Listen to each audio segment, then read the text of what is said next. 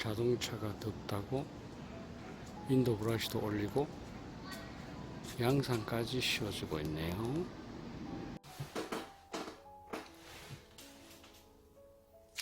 오늘은 조금 군사 이론적인 사항으로 전쟁의 억제에 대해서 한번 말씀드리고자 합니다. 일부에서는 억제를 억지라고 이야기하기도 합니다만 그것은 우리 사전에 있는 말이 아닙니다. 억지 부린다 그런 말만 우리 사전에 있지 억제와 유사한 뜻의 억지는 없습니다. 전쟁의 억제는 전쟁을 제거하거나 예방하는 것이 현실적으로 어렵기 때문에 발생한 개념입니다.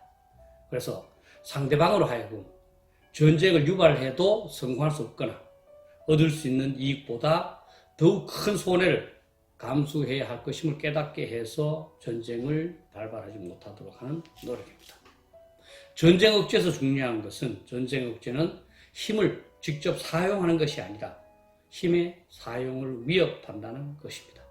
그 위협을 통해서 상대방으로 하여금 현재 상태를 유지하거나 도발하지 않는 것이 좋도록 느끼도록 만드는 겁니다. 결국 전쟁 억제는 상대방이 합리적으로 그 득실을 계산할 것이라는 전제에서 비롯되는 것이요. 이것이 전쟁 억제의 약점이기도 합니다. 상대방이 비합리적일 때는 작용되지 않기 때문입니다. 전쟁의 억제는 범죄, 우리가 일상생활에서 접하는 범죄 억제가 굉장히 유사합니다. 첫 번째는 성공의 가능성이 적다는 것을 보여줍니다. 우리도 범죄 억제를 위해서 담장을 높게 하지 않습니까? 담을 못 넘어온다는 거죠. 둘째, 이익보다는 손실이 많은 대안임을 말합니다. 우리도 범죄를 예방하기 위해서, 억제하기 위해서 형을 높게 받을 수 있음을 시사한다든지 불도그를 키워서 도둑이들로 물려 죽을 수 있다는 위협을 하기도 합니다. 그리고 세 번째는 그에 의존하지 않는 것이 이익이라는 메시지를 제공합니다. 우리도 사회에서 준법자를 우대하는 것과 같습니다. 그런데 통상적인 전쟁의 억제는 굉장히 필요하지만 절대적인 것은 아닙니다. 전쟁에서 패배했다고 해서 또 전쟁이 발생했다고 해서 나라가 망하는 것은 아니기 때문입니다. 그러나 핵전쟁의 억제는 다릅니다. 핵전쟁에서 억제에서 실패해서 발발하게 되면 나라 전체가 초토화되고 국민 모두가 몰살할 수 있기 때문입니다. 그래서 핵무기가 개발된 이후 핵전쟁의 억제는 이전까지의 전쟁 억제보다 더욱 절박하게 추진되어 왔습니다. 냉전 시대에 미국과 소련은 상대방이 핵 공격을 가하면 그보다 더욱 강한 핵 공격을 가해서 상대방을 초토화시키겠다는 공언을 서로가 교환을 했고 이 교환으로 전쟁을 억제해 왔습니다. 당연히 상대방의 공격을 받고 나서 다시 반격해서 상대방을 초토화시키기 위해서는 대량의 핵무기가 필요했고 그래서 핵군비 경쟁을 가속화할 수밖에 없었습니다. 그래서 학자들은 이것이 미친 전략이라는 뜻에서 MAD라는 말을 붙여서 Mutually Assured Destruction, 상호 확증 파괴 전략이라고 불렀습니다. 현재 미국은 이것을 한국에게 확장해서 적용하겠다는 겁니다. 그래서 우방국에게 확장하는 것을 Extended Deterrence라고 말하는 겁니다. 그리고 그 중에서 핵을 특별히 강조할 때는 핵우산이라고 말합니다. 그 핵심 뭐겠습니까?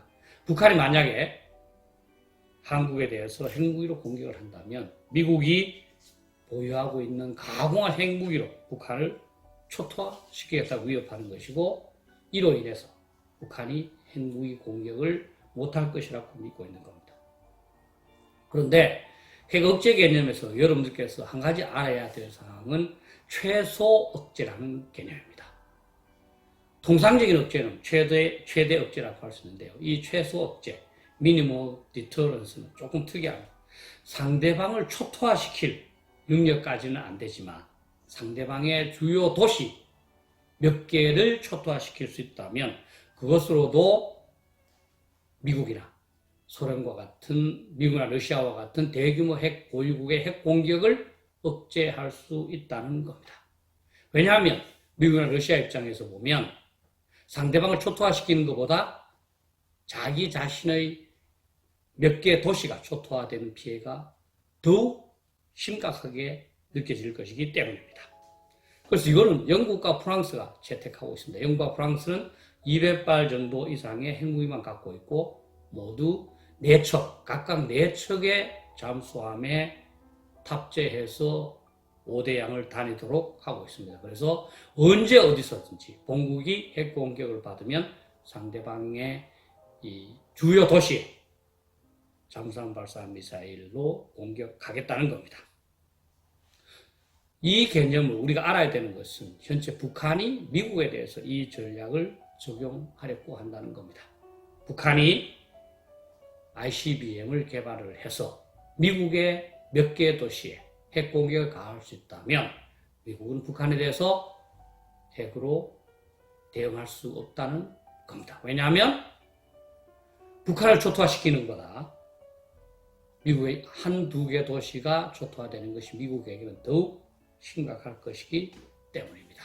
그래서 그렇게 위협하면 결국 미국은 한국에 대한 확장 억제 또는 핵 우산을 거두어 들일 수밖에 없고 주한미군까지 철수하게 된다는 논리입니다. 그리고 이러한 전략이 상당히 효과적이고 지금도 작용하고 있으며 미래 정말 그러한 일이 일어날 가능성도 높지 않습니다. 전쟁의 억제를 성공시키기 위해서는 어떤 요소가 있어야 될까요? 여러 가지로 사람에 따라서 다르게 얘기할 수 있습니다만 가장 중요한 것은 의지입니다.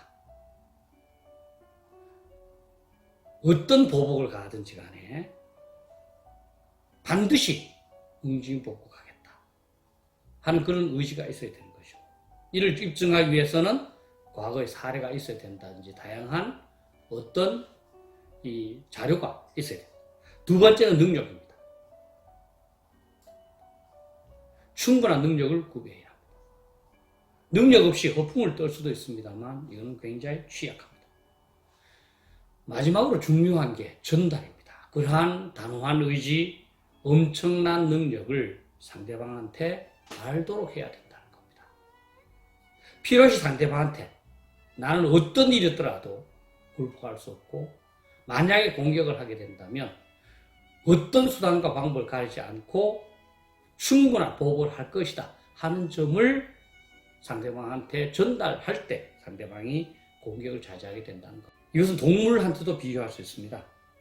사자나 호랑이와 같은 큰 맹수일수록 종족을 보존해야 되기 때문에 서로의 싸움은 가급적이면 억제하고자 합니다. 당연히 사자나 호랑이는 강력한 의지와 능력을 갖고 있습니다.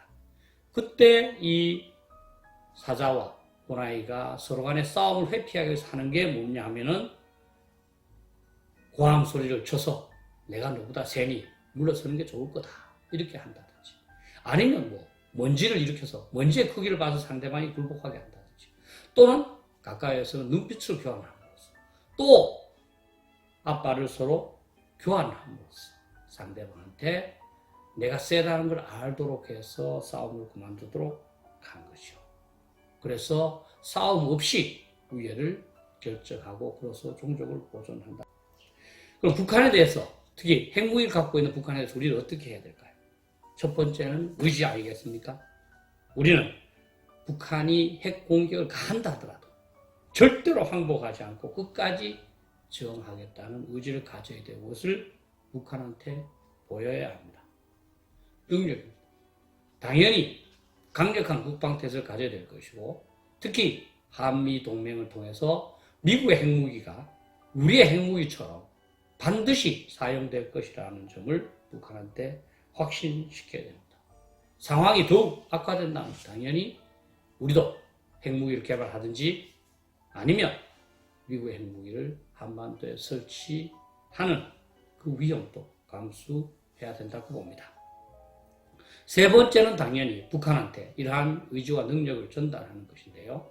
따라서 한미동맹이 다른 어느 때보다 공고하다는 점을 항상 과시하고 북한한테 전달해야 되는 겁니다. 또 우리의 국방태세는 북한에 비해서 월등히 우월하고 북한이 공격해 온다 하더라도 막아낼 뿐만 아니라 북한의 지도부를 포함을 해서 강력한 응징보복을 가할 수 있다는 점을 과시해야 되는 겁니다. 누구도 전쟁을 바라는 사람은 없습니다. 그러나 역사적으로 평화를 원하거든 전쟁을 준비하라 이렇게 말했습니다. 어떤 상황이 오더라도 우리를 지키기 위해서 가용한 모든 수단과 방법을 사용하겠다는 결의, 능력, 그러한 의지와 능력에 과시 없이 북한의 핵 공격을 억제하기는 어렵습니다. 감사합니다.